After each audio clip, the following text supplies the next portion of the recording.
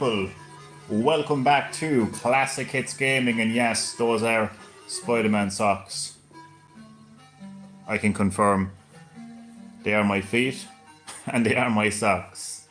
Welcome to my second session of Master of Darkness on the Sega Master System. Sit back, relax, but as always, and more importantly, enjoy the live stream. Let's get stuck in.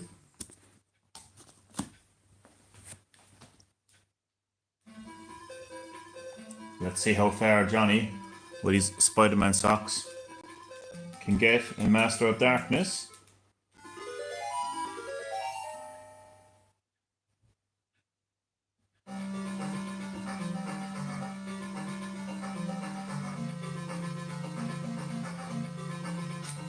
Let's go. I ain't taking no shits. I ain't taking no shits. I ain't taking no shit on the streets of London. Jack the Ripper, I'm gonna rip you another asshole. I ain't scared of no Jack the Ripper.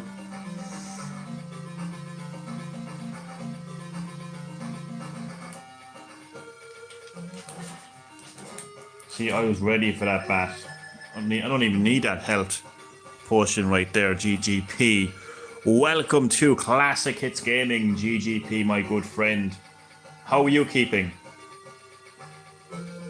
As you know, this is your home of the three greatest decades of gaming, the 80s, the 90s, and the noughties.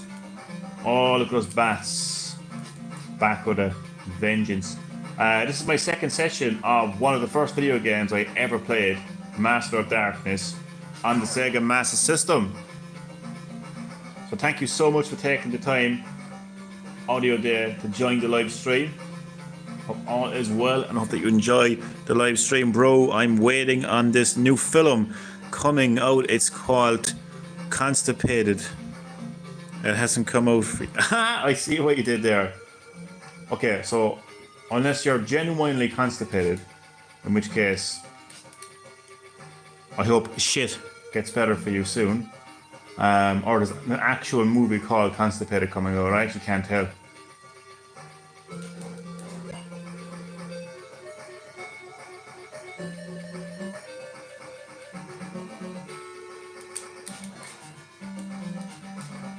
Why are the bats the most annoying enemies in this game? Look at this, like.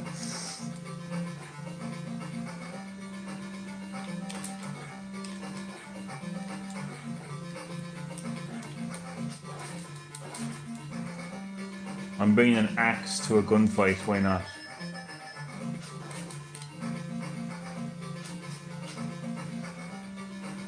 So yeah, the Castlevania clone continues on Classic Hits Gaming. I didn't know what Castlevania was when I played this game. So to me, this is my Castlevania.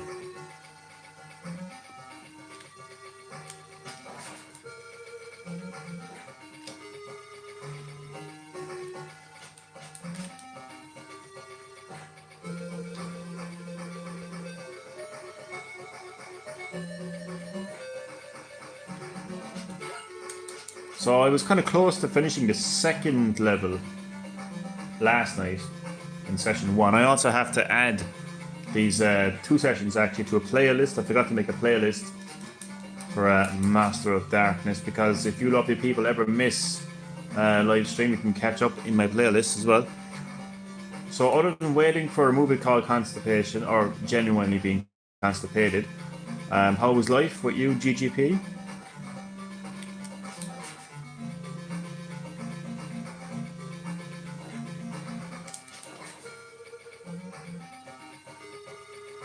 Yeah, I always love the music in Master of Darkness. I love a game with a good soundtrack, recognizable soundtrack. You know what I actually might do in a second, actually, if I get time, I might change my TV's visual settings, picture settings to game mode. Because apparently, like, it's recommended to turn game mode on, like, every time you're playing a game, like, whether it's retro or whether it's modern. Hello, doggy.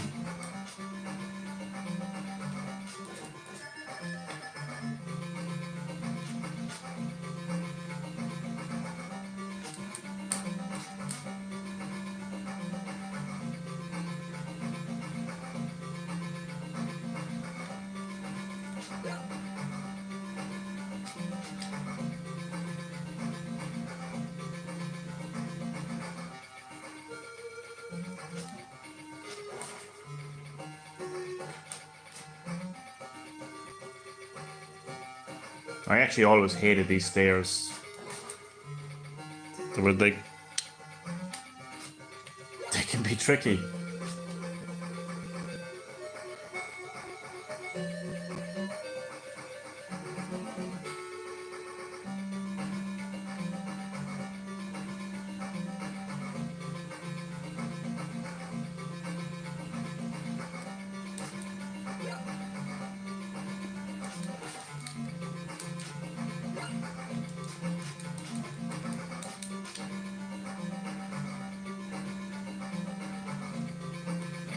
And the first part of the first stage complete.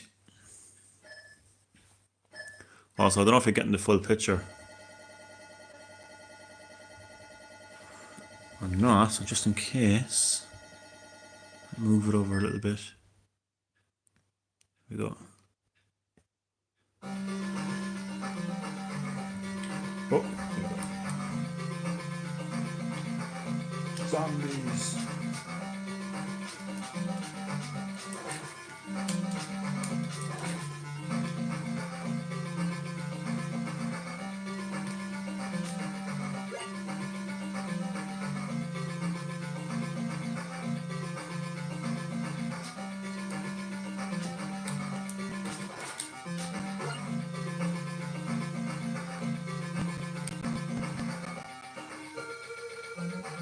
I like the detail of the trees blowing in the wind. Think about it, for an 8-bit Sega Master System console, that was pretty advanced for its time. All the Zoomers watching right now are like, huh? The hell are you talking about? You know, their 4K mindsets. But seriously, lads, this was the shit. No, all joking aside, like, I mean, for an 18-bit console, like, to have effects like that is very impressive.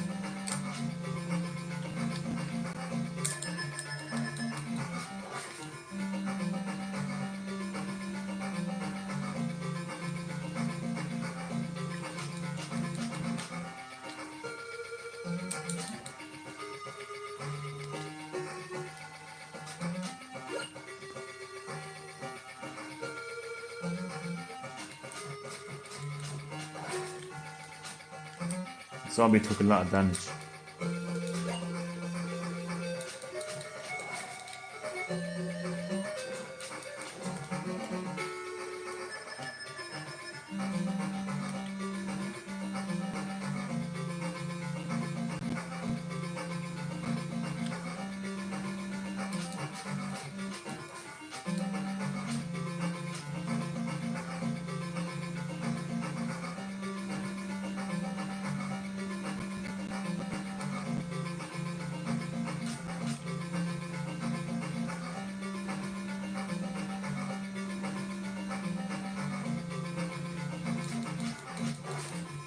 Stabbed him in the back.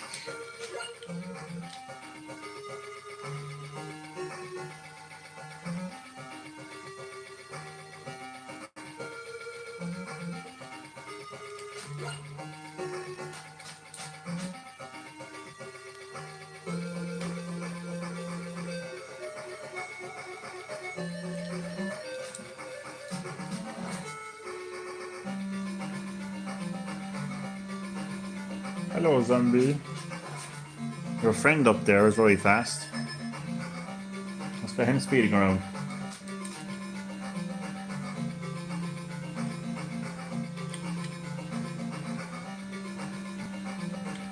Slow down, Tommy.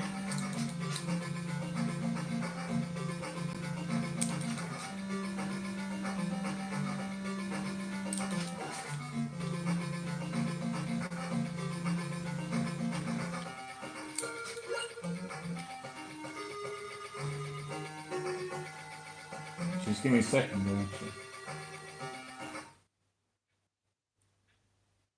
Give me 1 fucking second there.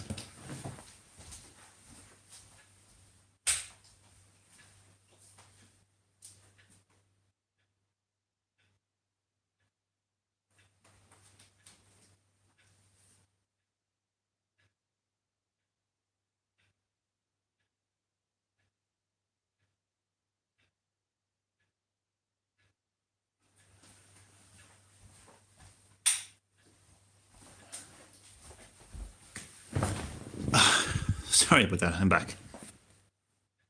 Oh, you fucking realised I didn't pause it. Okay, hold on. I missed the game.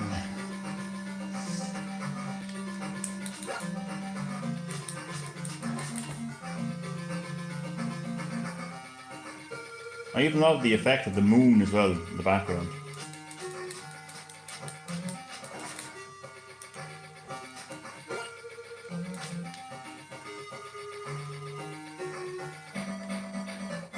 Just going to very quickly check something. I don't know how this is going to be, but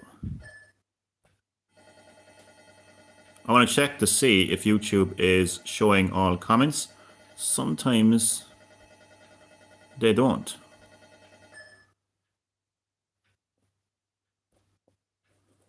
So just hope no. Oh. How about you? Okay, so I'll be right back. I am back. Sorry, I just had to check to see was YouTube showing all comments. Sometimes they don't. And then I had to adjust the camera to make sure that the full screen was showing. If there's any issues with the stream, just let me know, and I will do my best to fix those issues.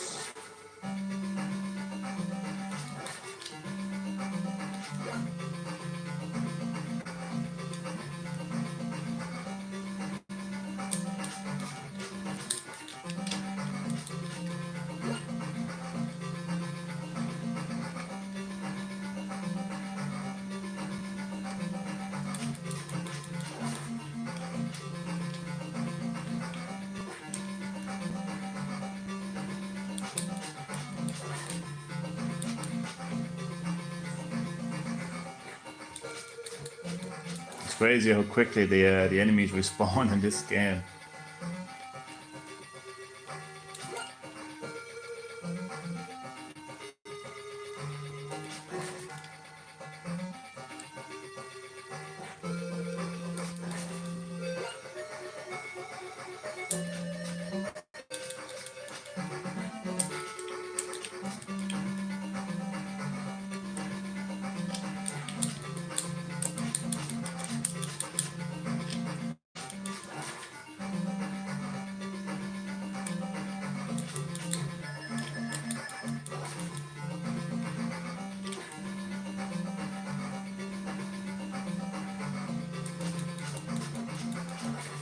They don't make platformers like this anymore, action platformers. I just think these kind of games, these action platformers they just naturally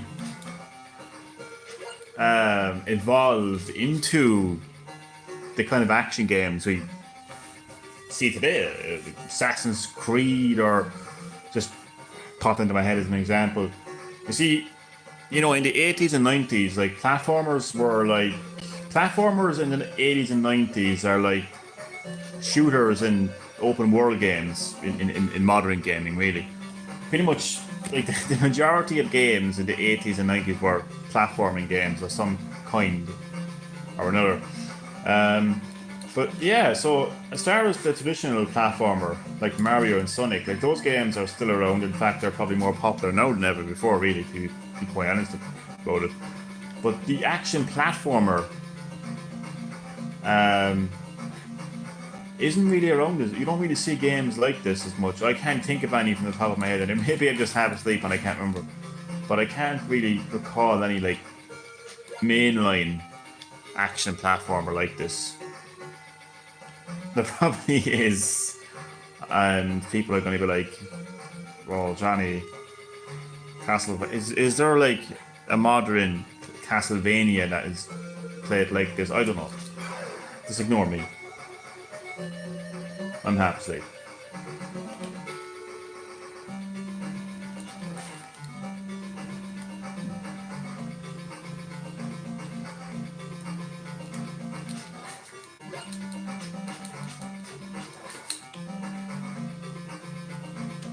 See, last one.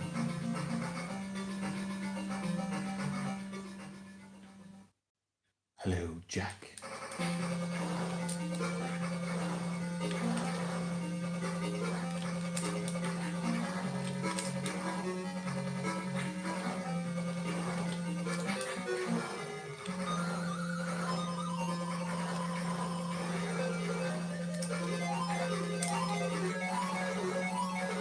Boomerang is essential for taking down Jack the Ripper.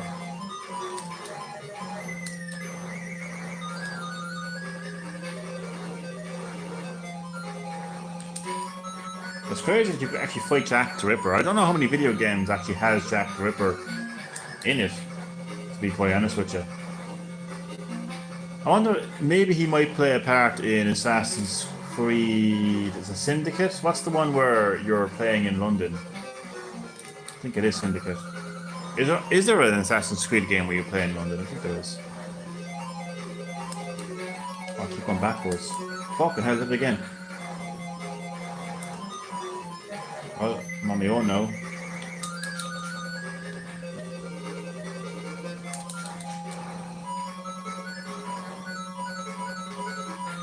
Just my trusty knife.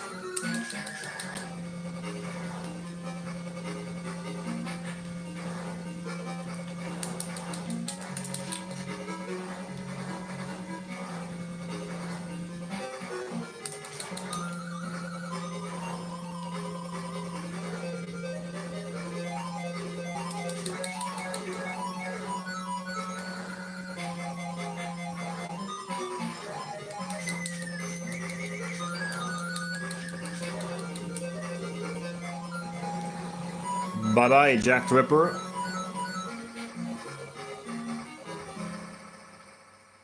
I'm going to skip all the dialogue here because we would have seen this in session 1. If you haven't seen session 1, please feel free to check it out in your spare time. I will make a playlist. I'll make a playlist now at the end of this live stream, and I'll put session 1 and session 2 into that playlist, so you lovely people can watch that in your own time. Round 2, the House of Wax Dolls.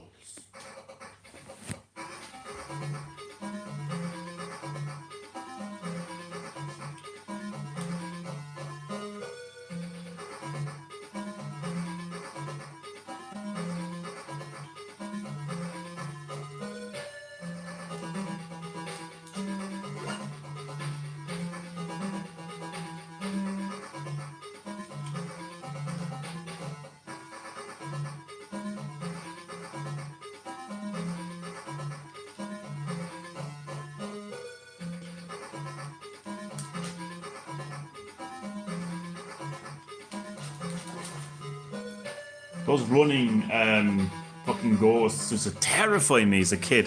GGP, you have no idea how terrified I was of these running bitches. So GGP, do you actually have constipation, or is there a movie coming out that's called Constipation? Just felt I stopped streaming because of trolls. Just felt drained. I know the feeling, man. Those motherfucking trolls would absolutely drain you of your precious energy. Don't give them your energy, is my advice. Don't let those cunts get you down. Keep continuing being you. So my advice is, call them out. Expose the trolls for the retards that they are. That's my advice to you, man. I'm sorry that you feel that way, man. I can relate to being drained by trolls on YouTube, life in general, to be honest with you. That's my advice, man, to you, man. Don't let them drain your precious energy. Don't let them get you down. Call them out. Expose them for the fools that they are, and keep being you. Don't change who you are because of cunts like that. That's my advice to you, man. YouTube was full of trolls. No, it was just a joke. Oh, wait, what? I stopped streaming because of trolls. Oh, right, okay. So you're not being trolled then? I'm confused. Oh, about the constipation. Sorry, there's a joke. There's a. Oh, I'm reading your comment now and I get brain fuck.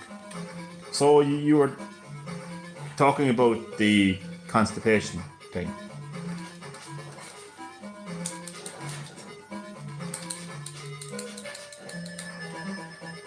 I almost missed that health. Jump. Oh god, this is always a tough jump to make here.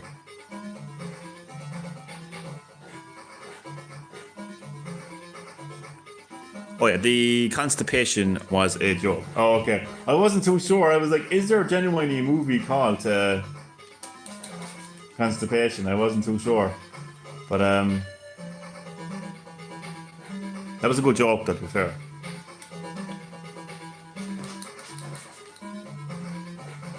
So, GGP, have you ever played this game before, Master of Darkness? It was originally released in '92 on Game Gear, which I never knew, to be honest with you.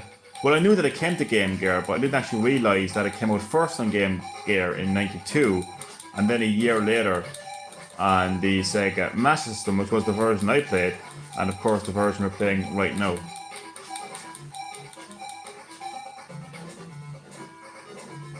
So we all know this is the Castlevania clone, but I never knew what Castlevania was. Didn't even know who Capcom. Well, no, actually back then I didn't even know who Capcom were, because my first Capcom game would have been Street Fighter 2. I think a lot of people would have. For a lot of people, Street Fighter 2 would have been their first Capcom game as well. Possibly, I don't know. It all depends on how old you are.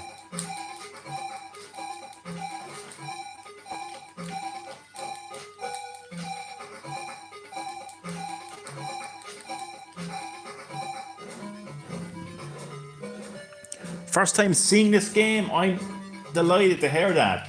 So it's my honor and pleasure to share with you and everyone else watching.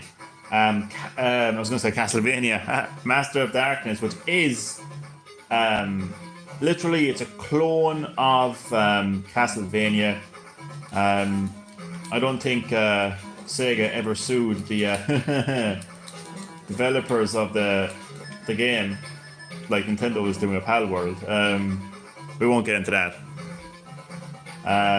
But yeah, it's an absolute clone of Castlevania. It's set in London, and it's about the full moon, which brings upon it the evil Dracula, who unleashes his evil on the streets of London, including Jack the Ripper himself. You play as a doctor. Dr. Ferdinand Social, what a weird name. So yeah, you play as a doctor, and you're basically trying to get to the root of this evil, and more importantly, stop the evil. Whoa! Oh, I knew I wasn't going to make a jump. But I still jumped. Fuck it. I'm back here now again. Lovely. So it's actually one of my first video games I've ever played. And the Master System is my very first video game console, so it's great that you are seeing this game for the first time. I love that. So if you know anything about Castlevania, you will instantly, be able to see that this is in fact a clone of Castlevania. It's got all the gameplay and mechanics of Castlevania.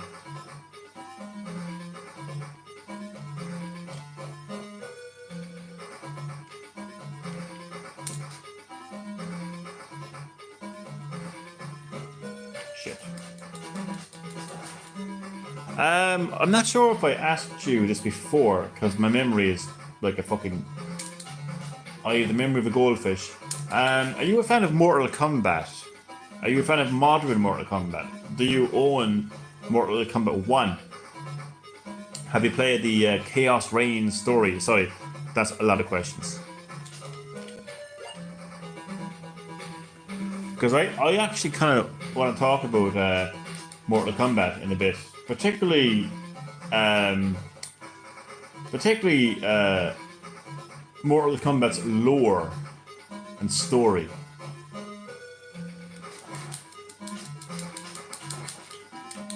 Like, I know this is a classic It's Gaming, but from time to time I do like to talk about modern gaming as well.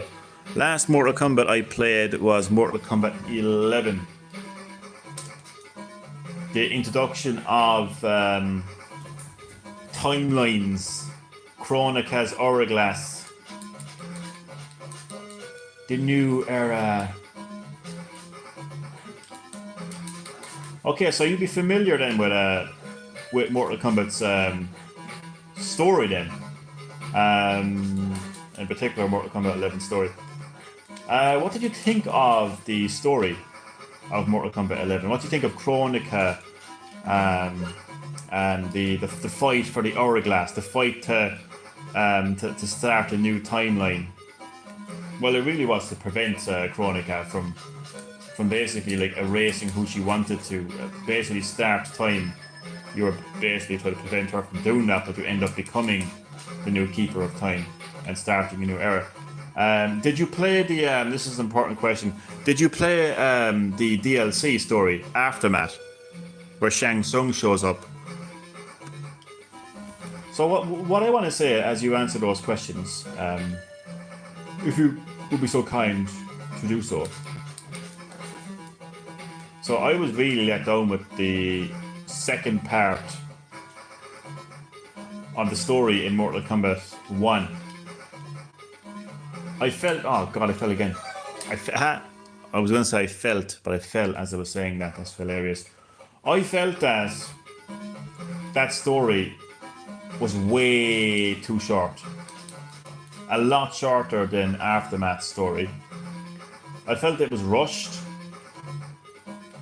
And I felt the pace was just, yeah, the pace was all over the place and rushed. And Havoc could not hold a candle to a true Mortal Kombat villain like Shang Tsung, Shao Kahn, or Shinnok. Havoc is nothing more than a minion with anger management issues. He did nothing for me. In fact, the story, the second part of the story of Mortal Kombat 1 did nothing for me. I mean, Noob Saibot fighting Havoc as the final boss, like, it just was very lackluster, very let down with it. And I just think that overall it was a bad story, and I feel very let down because of it. There doesn't seem to be any consistency in the lore of Mortal Kombat anymore, and consistency, I can't even say the fucking word, but consistency is not a bad thing. Like, there used to be a time where Outworld was Outworld, Shao Kahn was the Emperor of Outworld, he was who he was, Netherrealm was what it was, Shinnok was who he was, and everybody was okay with that. Obviously the story progressed, the lore progressed, it evolved, but everyone was in their place, everything was where it needed to be, everything was what it was. I'm all for keeping the lore, I'm all for keeping the lore of Mortal Kombat fresh and exciting. And the funny thing is, they already did that with Mortal Kombat 9, and in particular Mortal Kombat X, and actually in more particular the ending to Mortal Kombat X. The ending to Mortal Kombat X had me so excited and so hyped for the future of Mortal Kombat, because it ended with Raiden as a vengeful god, tired of waiting for Earthrealm to be invaded. Instead, he was going to go on the offense, and he was going to basically attack the opposing realms of Earthrealm. He was going to attack Outworld. He was going to attack Netherrealm. And he literally sent such a message, because he beheaded Shinnok. He beheaded Shinnok. And he flung the head of Shinnok to the feet of the new rulers of Netherrealm, Liu Kang and Kitana. That was so fresh. That was so exciting. And it had me genuinely hyped for the future of Mortal Kombat. And what happened? The Netherrealm Studios completely erased that from history, literally, by introducing Chronica and giving us the new timelines, and then of course with Aftermath story the concept of multiple timelines, and then Mortal Kombat 11 different titans. And I'm just thinking, like, you already had the opportunity. You know, you already had the opportunity to make Mortal Kombat fresh. You could have had plenty of Mortal Kombat games where Raiden was a vengeful god. You know, a different side of Raiden. You know, not the Kumbaya, my Thunder Lord. You know, but I'm going to turn you into a pile of salt, Thunder God. You know, I'm going to behead you, Thunder God. And the characters that we all are familiar with, like Liu Kang and Kitana, being the rulers of Netherrealm, being on the side of evil, it would have kept things fresh. They already did that, but then they scrapped it and restarted it again. Mortal Kombat is restarting too many times, and I think that's probably the biggest issue with the series in terms of its lore, in my opinion. I thought she was an interesting character. We didn't get to unlock her. Yeah, she wasn't playable, strangely enough. I don't understand how dead characters come back in that game. Well, it's okay now because it's a completely different era. So it's all explained. You know, basically anything that happened before the ending to Mortal Kombat 11 just didn't happen, basically. It's a new era. Everything's different. That's why we have female Cyrax and Sector. But I just think, again, like, I don't have an issue with the story of Mortal Kombat being fresh, being original, because, as I said, it already was. It was already fresh with the ending to Mortal Kombat X, and that game, it had so much potential,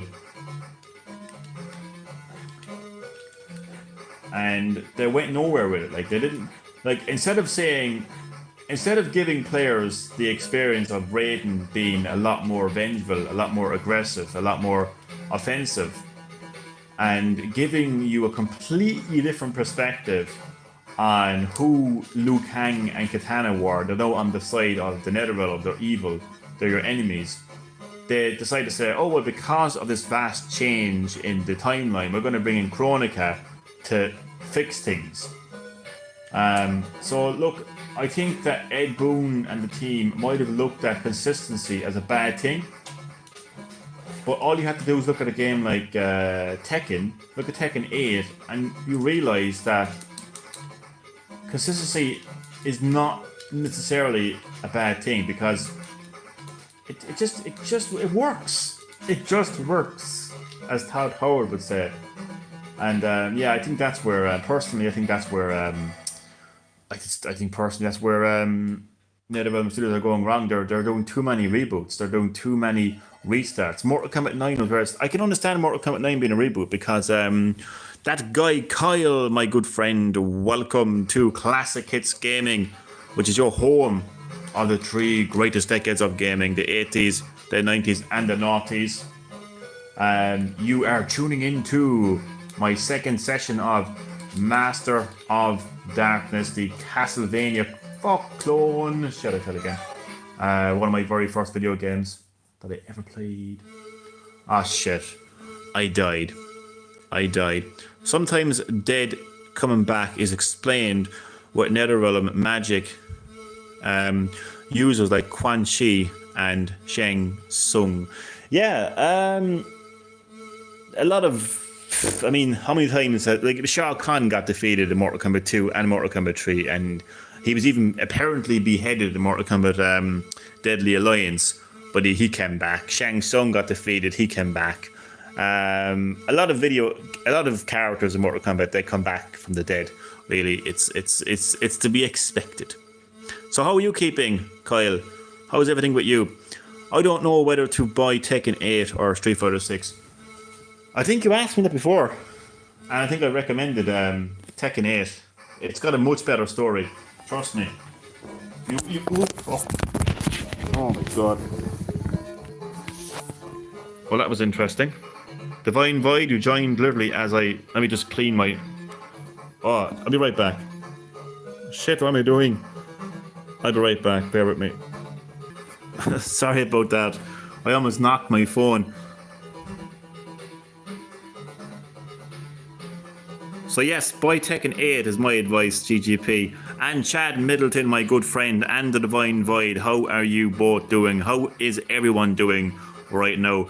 Ye are all very welcome to Classic Hits Gaming, your home of the 3 greatest decades of gaming, the 80s, the 90s and the 90s, for my second session of Master of Darkness. Hope you're all doing very well. Thank you for taking the time out of your day to join the live stream. And more importantly, enjoy. Buy Pal World. No, don't buy an edgy Pokemon clone. Just buy Pokemon. If you don't like Pokemon, then don't bother buying an edgy clone of it. Did you drop the phone? I did. Almost. It fell on the couch though, thankfully. Hi Divine. Hello my friends. Oof. What's up everyone? What a ding dong. I know. I'm quite a big ding dong. In more ways than one. I'm sorry, I'm only joking. Right, let's go. I forget now what I was going to say. So yeah, Mortal Kombat's story, I think it's gotten a bit too hectic. I think they've rebooted too many times. Oh yeah, I was talking about Mortal Kombat 9. It made sense when they rebooted Mortal Kombat 9 because you had to look at the story of Mortal Kombat at that stage, and you had to also look at how long Mortal Kombat was going at that time as well. Like, what could they possibly do next? And I think it just made sense to reboot it. You know, new hardware had just released, PlayStation 3, Xbox 360. Look at the ending to Armageddon. I mean, it was literally called Armageddon. It literally everything came to a head. It was the end of the world, Armageddon. How can you go beyond that? It just made sense to reboot. And I thought it was so fantastic, Mortal Kombat 9, to have, to start the story on top of the pyramid, literally at the end of Armageddon, where it's from the point of view of Shao Kahn winning.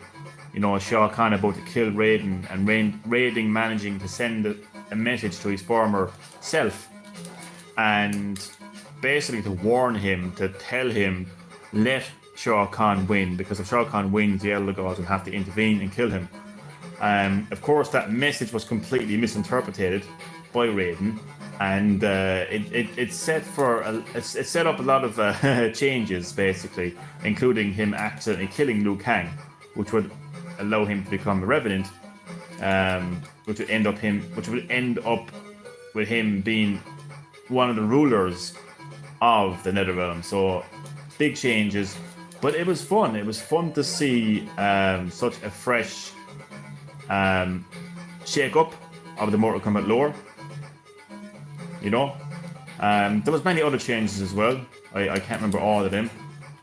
Stuff like I think there was even like a Sub-Zero was actually cybernetic at one stage as well, among plenty of other stages. Again, as I mentioned, Liu Kang dying, stuff like that, you know. And of course, then that set up Mortal Kombat X, and that ended with, as I mentioned earlier, with a more vengeful Raiden beheading Shinnok and throwing his head to the feet of the new rulers of the Netherrealm, Liu Kang, Kitana. It was so refreshing, and I'm just disappointed that they didn't really go anywhere with that story. Instead of just completely retconned it, basically, so to speak, with Kronika. I think Kronika is the downfall of the Mortal Kombat lore, to be honest with you. But that's all I'm going to say about it. I just think that the story of second part of the Mortal Kombat 1 story was a very big letdown, and I feel like the majority of Mortal Kombat players nowadays are just more interested in learning the fighters' combos to go online and flex their combo skills. And unfortunately, I think it's the minority of Mortal Kombat players that actually care about the story. And I think that is I think that is heavily affecting the development of modern Mortal Kombat games from the point of view of its lore as well. Because it feels to me like the second part of the story in Mortal Kombat 1, it just felt like an afterthought. You know, I see comments online and I just hear people talking about, you know, let's see Ghostface, let's see Terminator, like let's see this fighter so I can learn his combos and all that kind of crap. So yeah, it's unfortunate to see, really.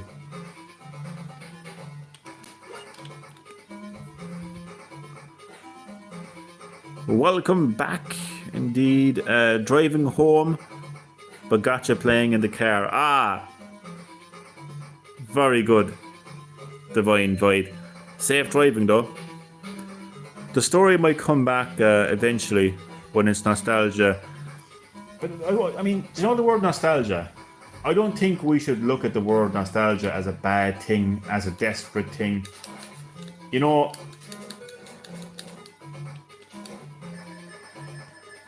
I just want NetherRealm Studios to tell a good story. And again, I mean, you know, if you like, if you listen to me carefully, I'm not saying that NetherRealm Studios should like remake the original Mortal Kombat games. What I'm saying is, I loved the ending to Mortal Kombat X, where it was completely different. We weren't seeing the same Raiden.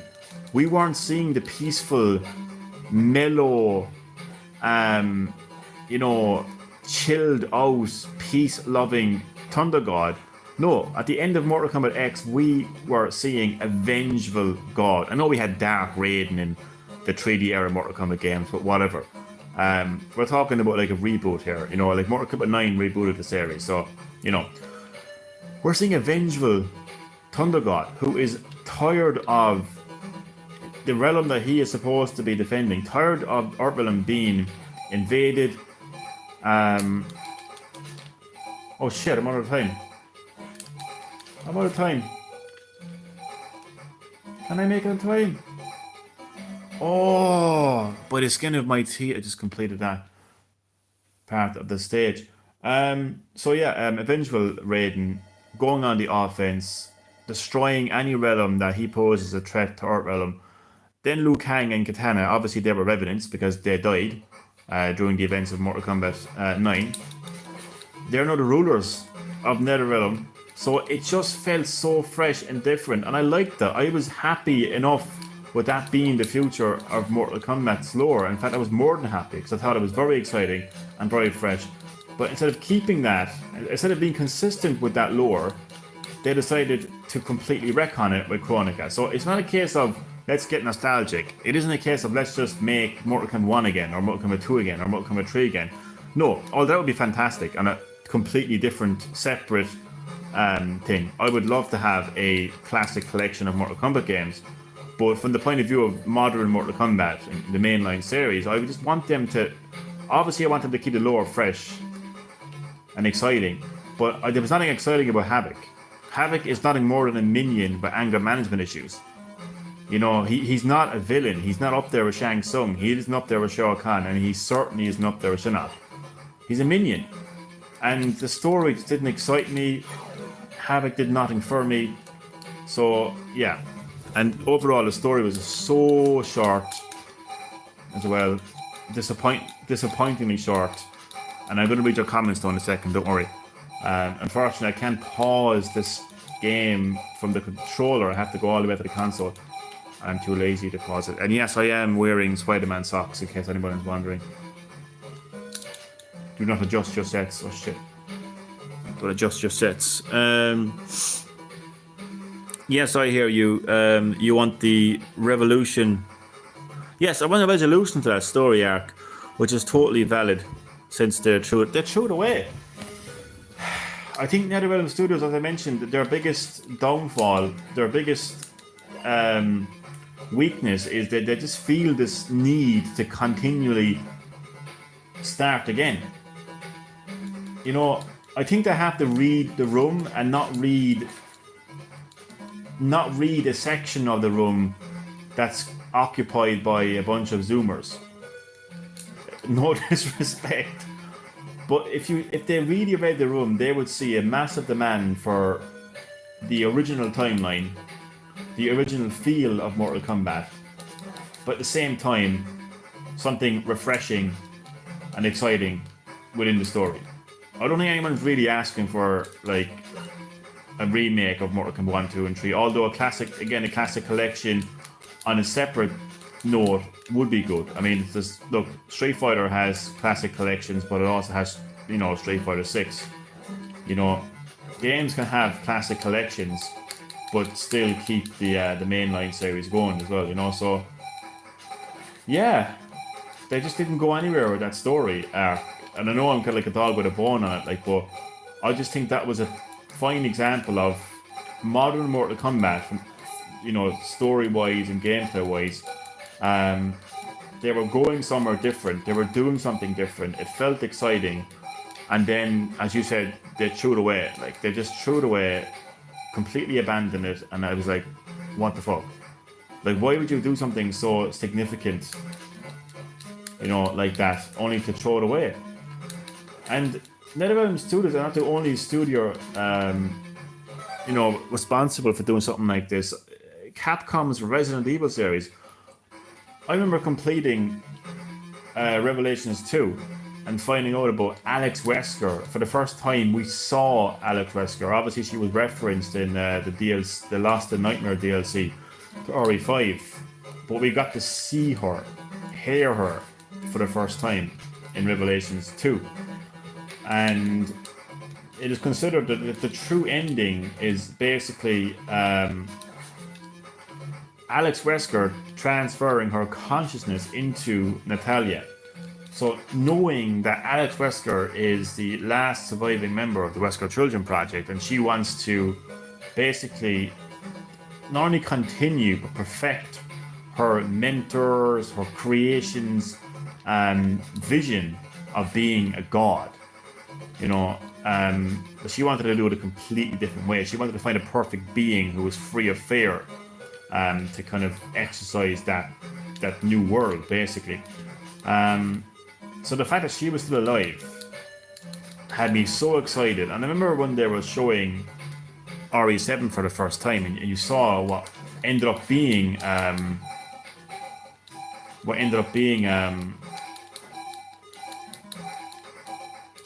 the hell is her name again? Evelyn. I thought that Evelyn was going to be Natalia, aka Alex Wesker, but obviously that ended up not being the case at all. So it was. Am I going backwards?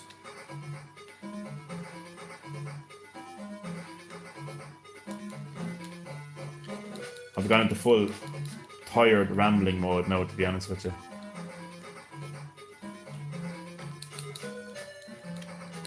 But yeah, it can be quite frustrating, and from the point of view of a player, when a gaming company starts something very exciting and very fresh, but goes nowhere with it. And for themselves, like for the company themselves, it's a strange one, because they're basically putting themselves at a kind of standstill. 1 minute they're introducing something new, the next minute they're completely abandoning it, and it's a strange one.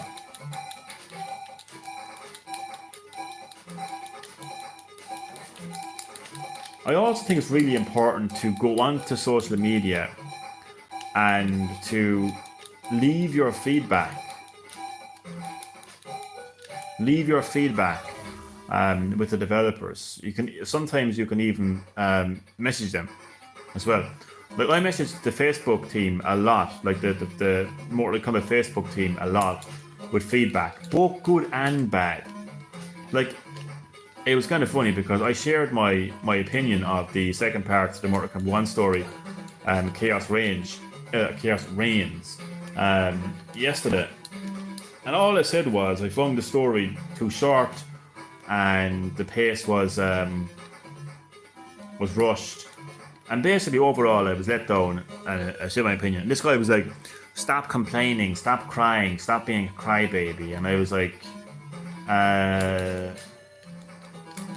No. Like, I'm sharing my opinion. Um,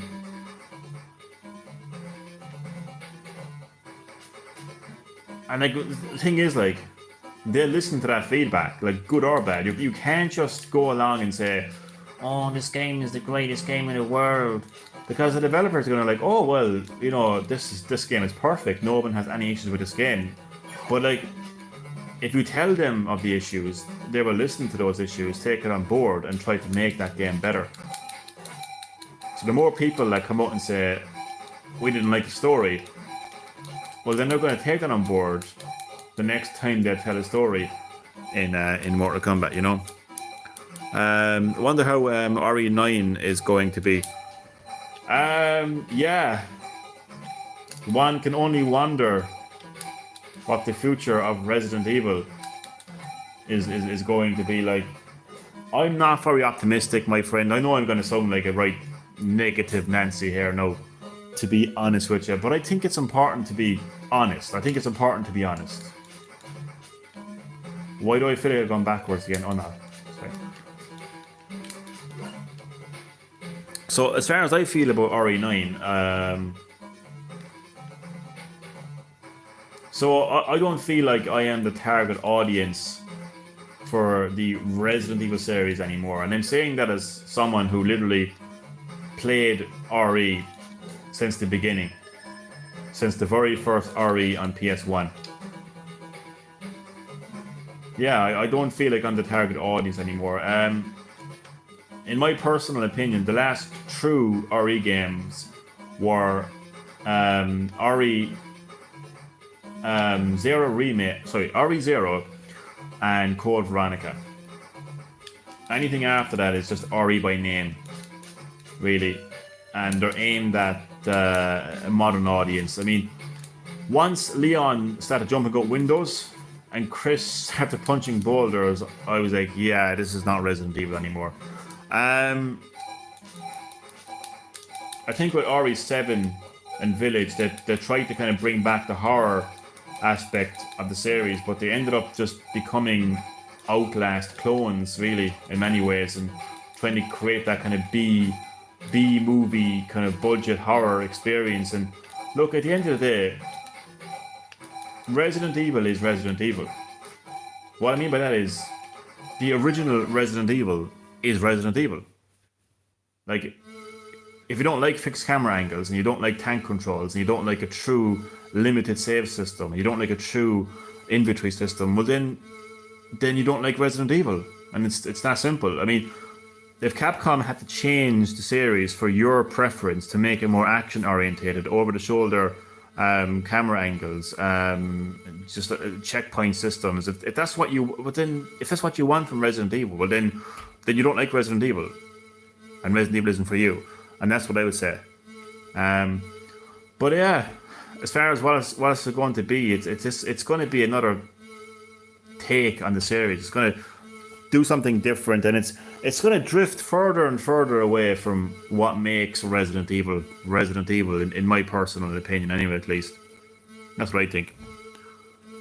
Whatever happened to that Resident Evil multiplayer game? Yeah, it died. I liked the first person direction, but 8 was a little too shooter for me. I liked 7. I liked 7. I liked 8 a lot. I like those games for what they are. A bit like how I like RE5 for what it is. But I mean, you can like a game, but it doesn't make it any more of a Resident Evil game, I think the only true RE games are the original RE1, 2, 3. I will say the remake as well of RE1. Code Veronica and Zero are the only true RE games, in my personal opinion. Fixed camera angles, tank controls, true limited save system, true inventory management, and not a fucked up lore where you have a giant fungi fetus in a cave somewhere that stores the consciousness of dead people. And this old woman, oh no, she wasn't old, this woman who unfortunately lost her daughter in the Spanish flu 100 years ago, crawls into this cave, you know, with the intention to end her life because she's full of, you know, grief for losing her daughter. She stumbles across this giant fungi fetus, and she realizes that her daughter is stored inside. I mean, who the fuck made that up? Like, seriously. I mean, I know that Resident Evil has always been a little bit out there when it comes to its biological weapons, but fuck me, that was taking the piss, like.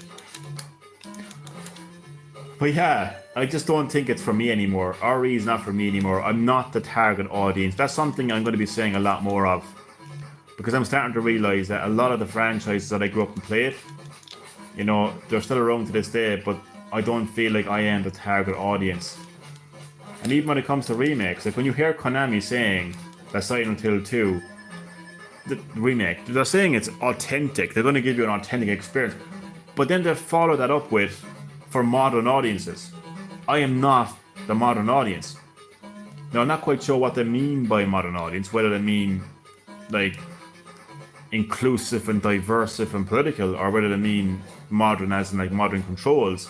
Whatever they mean, I'm not the modern audience, because I was actually alive when the PS2 launched. I was actually alive when Silent Hill 2 launched. I actually played Silent Hill 2 when it launched. A demo, of course. Didn't get the full version. But I don't need, like, this remake. I'm not the modern audience. And when I look at games like Resident Evil, even Mortal Kombat now, and when I look at GTA in particular, I just feel like I am no longer the target audience. This game is no longer for me. I think GTA has just transformed into like an online social experience now more than anything else. The story has got a bit too, I'd even say, serious, to be quite honest with you. Not that anyone gives a fuck about the story anymore. Yeah. So I don't feel like it's for me anymore, and I'm okay with that. It makes it much easier. Instead of me buying the game, getting all angry because I don't like it and because it's not for me, from now on, I just let people enjoy the game. If they want to enjoy it, that's great, but you know, it ain't for me. It ain't for me. RE Dead Aim is a hidden gem. It is, yeah. One hell of a hidden gem. I'm getting destroyed here. Let's pop down here. Bat. Go away, Bat. Hidden gem. Did you enjoy Resident Evil 0? I did. I loved it. I understand it can be a hard game, and believe me, it can. Managing two characters, the co-op system can be very tough at the best of times. Also, the fact that there is no item box as well. It can be I'd put it up there with Code Veronica in terms of being, you know, one of these. Oh, for fuck! I keep knocking my fucking phone. It's the positioning of the phone. 2 seconds. My elbow keeps knocking the phone. I know, yeah. So RE0 can be a very tough RE game, but I loved it. I'd actually consider that as one of my favourite RE games of all time, for many reasons, really. When I first played that game on the GameCube, on the Nintendo GameCube, because that's it was exclusive at the time to the GameCube. It looked beautiful, and I was blown away by the visuals at the time. And it still looks amazing to this day, actually, to be quite honest with you. But apart from the visuals, I mean, the story was really good. They get a bit of backstory to the Umbrella Corporation. We did see a lot of backstory in the Umbrella Corporation with Code Veronica. But that was from the point of view of the Ashford family. But seeing the James Marcus and the fact that he was betrayed by Umbrella, having his revenge on Umbrella and taking everyone down with him in the process, it was a good story. As I mentioned, the gameplay could be quite tough because you were managing two characters and that could really be, especially like trying to save one of the characters as well. But I enjoyed it now. I actually really, I know that people I've spoken to have said that, that Zero is quite a stressful game. But it's good. I mean, I'd actually, like, I would have preferred a Zero remake than a 4 remake, to be honest with you. And definitely, I mean, where is that Code Veronica remake? Give us Code Veronica remake, for fuck's sake. If you're going to remake anything, just remake Code Veronica. But as far as modern RE is concerned, I went through many phases of like accepting RE for what it was and embracing it to straight out hating it. But I'm at a stage now where I'm just accepting where I stand on the series. And where I stand on the series is, as I mentioned, I am not the target audience. RE9 is not for me. You know? I could play it as a game and enjoy it.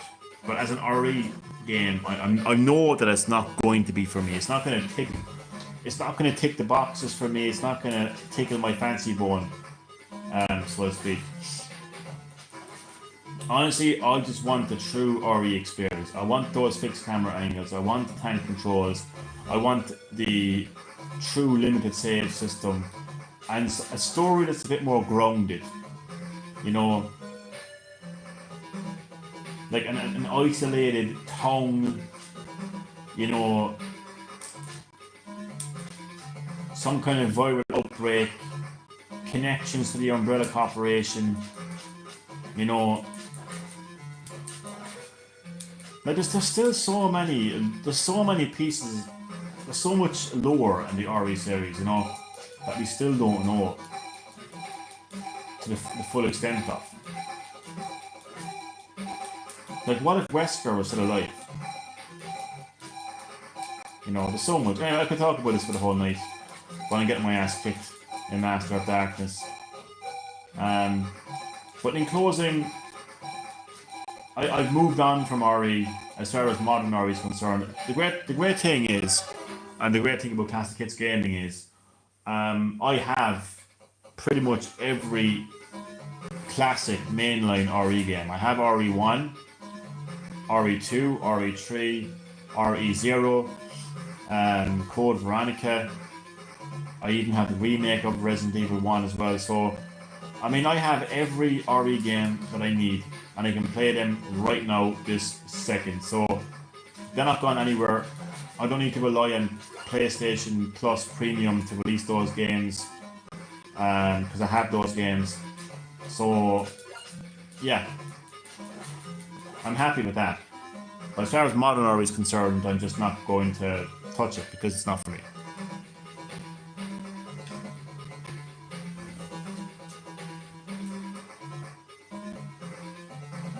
So I think I'll make this my last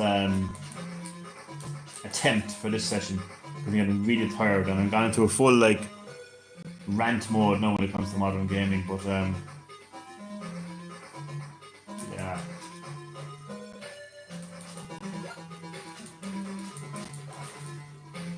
You know, it's crazy. Every FIFA game, to me anyway, personally, and I know I'm looking at it from the outside in. I don't know if that's a good thing or a bad thing, really. Some could argue it's a good thing because when you're looking at it from the outside in, you're not as biased, but also because you're looking at it from the outside in, you're kind of like, you don't know the game as much. But FIFA is football. You can't change football. So that's the same game every year, essentially.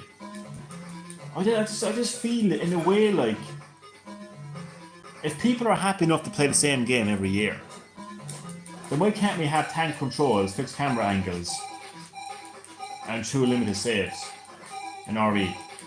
There's nobody saying that a modern RE game has to look like a PS1 game.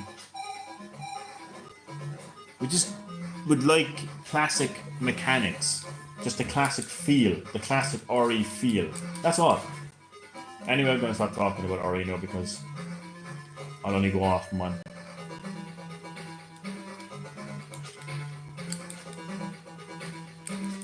So this session of Master of Darkness is not going as well as the first session. I haven't managed to get to the boss on the second level yet. It's a tough game, as I've mentioned before.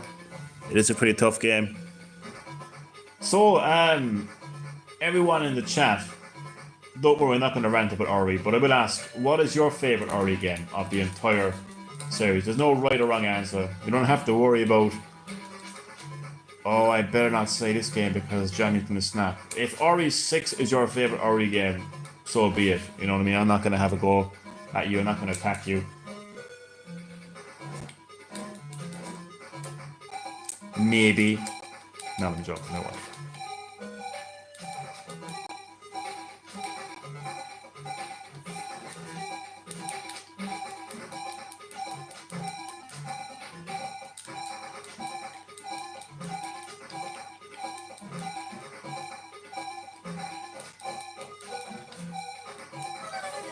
Good.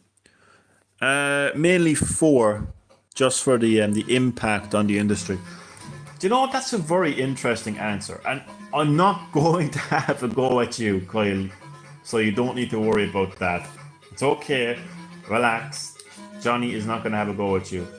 But what I will say is, it's an interesting comment there because it's an interesting perspective. It's an interesting take. It's an interesting answer because your answer is more from the perspective of the gaming industry than it is from your own personal experience of the game. So you're saying that RE4 is your favorite mainly because of the impact that game had on the industry. And yes, it had a massive impact on the industry. It's probably one of the highest selling RE games in the series. It got released so many times because of how well received that game was. And it changed the RE series, and it changed gaming as well because it really kind of defined, action adventure games going forward. The over-the-top shoulder camera angles, the way that you aimed and shot, all of those kind of things. It really became a staple for future games, not just RE. But that's from the perspective of the gaming industry. But what about your personal experiences of playing that game? Like the first time that you met Sadler. The first time that you saw Leon, kick open the door, jump out a window. From the point of view of it, from your personal preferences, from the point of view of a gamer, what would be your favorite RE game? But I do appreciate the answer nonetheless. I just found it to be an interesting kind of answer. Because again, it was from the perspective of I know it's nice to see games succeed and consoles succeed and to appreciate the impact it had on the industry.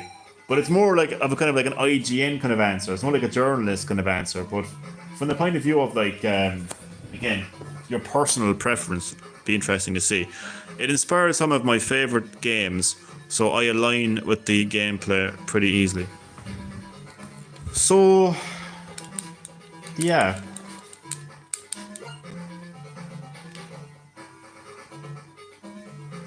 It did though. It did inspire a lot of games.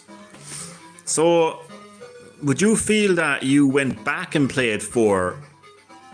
What I'm trying to say is, did you play RE4 because you were a fan of the RE series, and had you played previous games in the series before, or did you just play games that were inspired by RE4, and then said, "I'm going to play RE4, the game that inspired these games"? RE1 for the GameCube was what a game. The best remake, hands down, nothing can beat it. RE2 remake and RE3 remake can kiss my balls, because that's not classic RE. I don't care what anyone says, it's still not classic RE.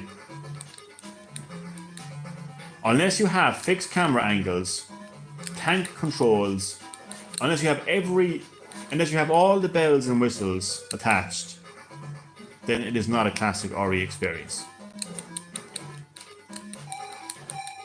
So Kyle, would you consider yourself a lifelong RE fan? Were you playing RE from the beginning, or did you start playing the series from the beginning? Or did you just say, well, RE4 looks like a fun game, I'm going to play that game?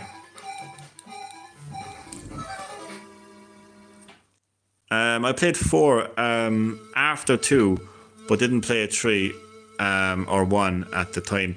Yeah, I had an interesting kind of situation. Well, I actually played RE.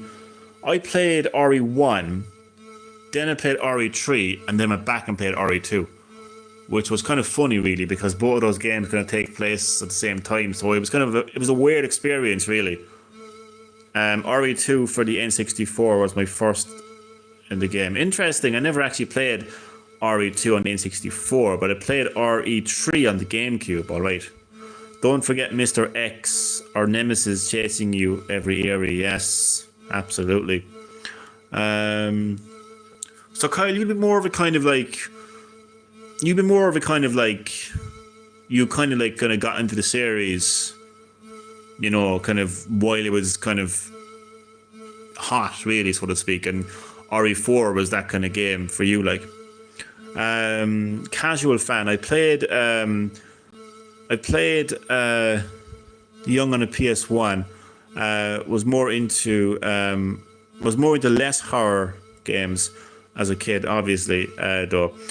4 came out when I was mature. More interesting take. I'd be more of the opposite to you. I loved my horror even as a kid. I loved being scared.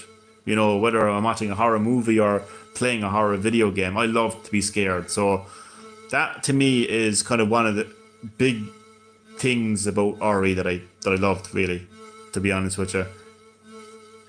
So RE4, to me, it felt like a downfall of the series, really, for me, because it just had less horror and more action. Like, there was scary parts of it, like the way they were chanting, the way the villagers were chanting, not the villagers, but the Lost Illuminatus cult. Like, when they were chanting, it was fucking terrifying, to be honest with you.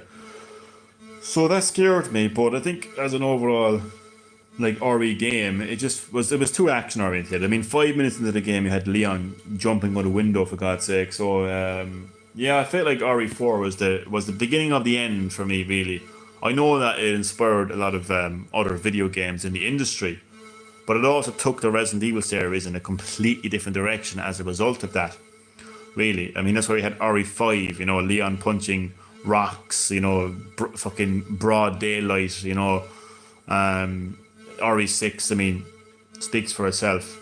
So, yeah, RE4, for me anyway, was a downfall of the series. I played horror, just not as much. Racing and fighting games had energy for a kid. Yeah, I played a bit of everything, really, growing up as a kid, to be honest with you. I mean, I was playing like Grand Theft Auto and Mortal Kombat like when I was like 10, you know, possibly even younger. But I was still playing Mario. I was still playing Sonic and other games in between as well. RE4 didn't need a remake. Absolutely did not need a remake. The game looked amazing, played amazing. It was getting released every fucking second of every day. Only good thing was the glow up for the merchant. Yeah, it didn't need a remake. It absolutely did not need a remake. Because as I said, the game looked amazing and it played amazing. I only got a remake for money. That's the only reason RE4 got remade. For money, it was a cash grab, let's face it. But yeah, I mean, what it comes down to at the end of the day is personal preference, really. You know, like, every gamer is different to some extent. And yeah, that's what it comes down to. I think I understand not liking the directors, like the direction 4 took. 6 went even worse. It did. But what you have to understand is everything has a starting point. You know, every tree has a seed.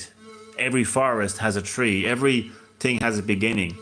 You know, so again, personally, I think that RE4 represents the beginning of the end of true Resident Evil. That doesn't take anything away from your experience of Resident Evil and what Resident Evil is to you. That doesn't mean that you can't enjoy, or that you shouldn't enjoy, or that you shouldn't play your favorite Resident Evil games, or anyone else for that matter. That's just my personal take on the situation. I personally feel that RE4 was the beginning of the end for RE, and so RE4 basically was the beginning. RE5 had more action, like it was just so heavily action. Or I'm gonna fucking press that because I wrecked my head. It had a lot of action, and the online co-op just really made it feel like that type of kind of PS3 360 generation, online type game. RE6 was just over the fucking top action, embarrassingly action. So it just really got worse, and then Capcom had to go back to the drawing board, and they had to kind of realise that, well, fans don't want action anymore, so we're going to have to give them horror. But instead of giving us a true Resident Evil horror experience, they gave us an Outlast clone. So God only knows where the series is going to go next. But I honestly feel like, if I had to read the room, I would have to realise that modern RE is not for me. I'm not the target audience anymore. And I'm happy enough with that because I have my classic RE. I can boot up classic RE right now and play RE as it is, as it was, and as it should be. And that's the great thing about it. I think that Resident Evil needs to get rebooted. That's what I think needs to happen. It needs to be a reboot, but it needs to be done with tank controls, fixed camera angles, true limited save system, a true RE experience, but a complete reboot at the same time. From the point of view of maybe of like story elements and stuff like that. But with a far lower budget, so it can give you that kind of classic RE experience, basically.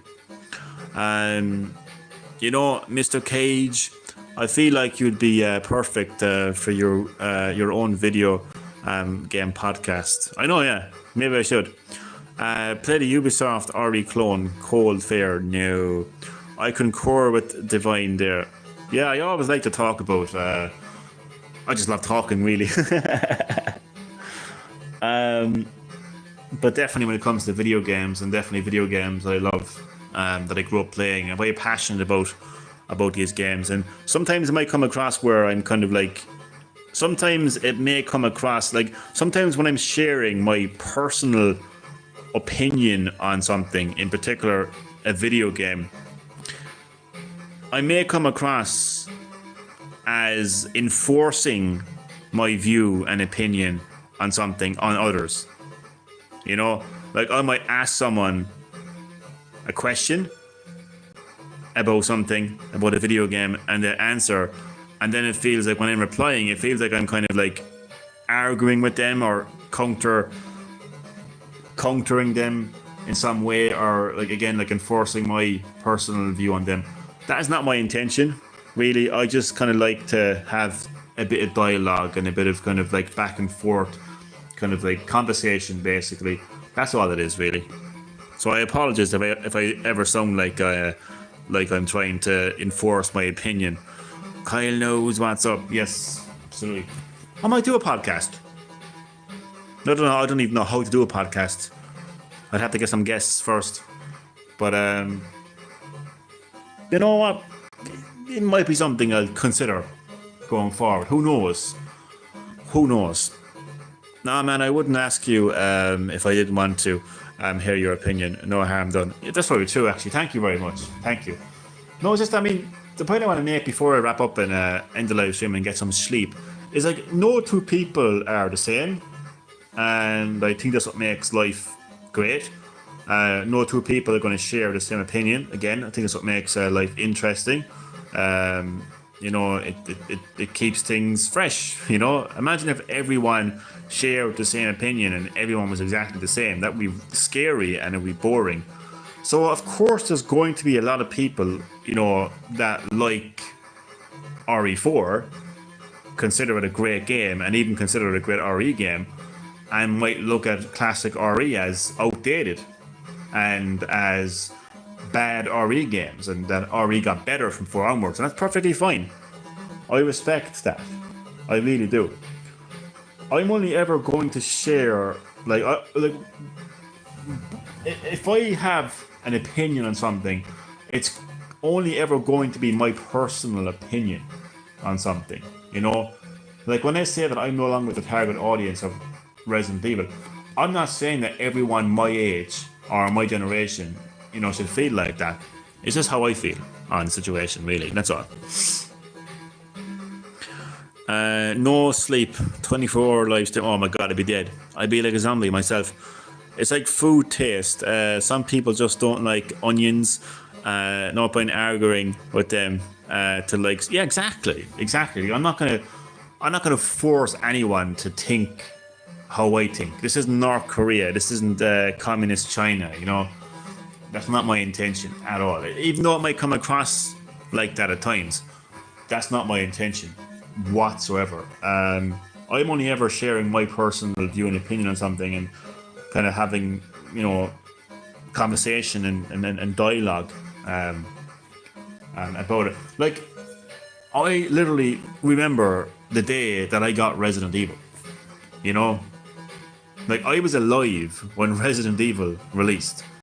I was alive when the PlayStation 1 launched. You know, I got the PS1 on Christmas, and when RE1 launched, you know, I got it. It was on the kitchen table waiting for me, and I remember the day I played it. I had never played anything like it before. The atmosphere, the gameplay, the cinematic story at the beginning.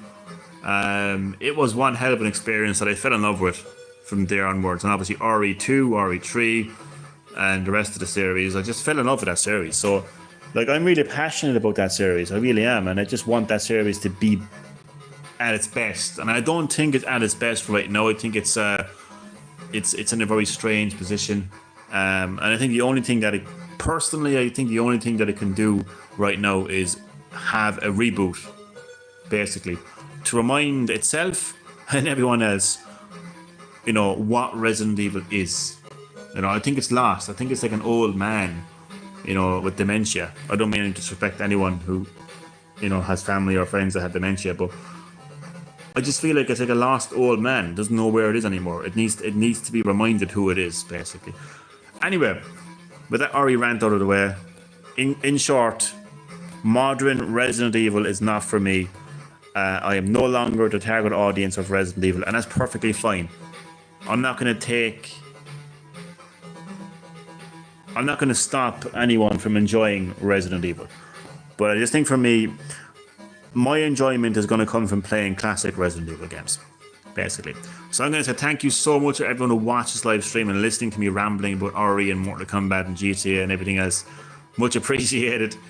And I will catch you in the next session of Master of the Ark. Oh, there won't be there actually probably won't be. I won't be streaming for. I might squeeze in a stream tomorrow, possibly, but I'm going to be a little busy for the next 2 days because I got to go to bed early tomorrow night, and I got to be up in Dublin on Sunday for the whole day. And when I come back, it may be too late. So you mightn't see me streaming for these 2 days, possibly. But, you know, stay tuned. I'll keep you all updated. Reboot the mansion with Raptors. Dino Crisis mixed with Resident Evil, imagine. Thanks for sharing Master of Darkness with us. No problem at all. No problem. Sorry, Divine Void. I'll keep you all updated. It won't be like a week or anything. It'll just be like 2 days or something like that, possibly. Don't worry. It won't be that long. Don't worry. Thank you all for watching. Thank you all for your support. It means a lot. Very much appreciated. Enjoy the rest of your day, and I will see you next time on Classic Hits Gaming. Good night.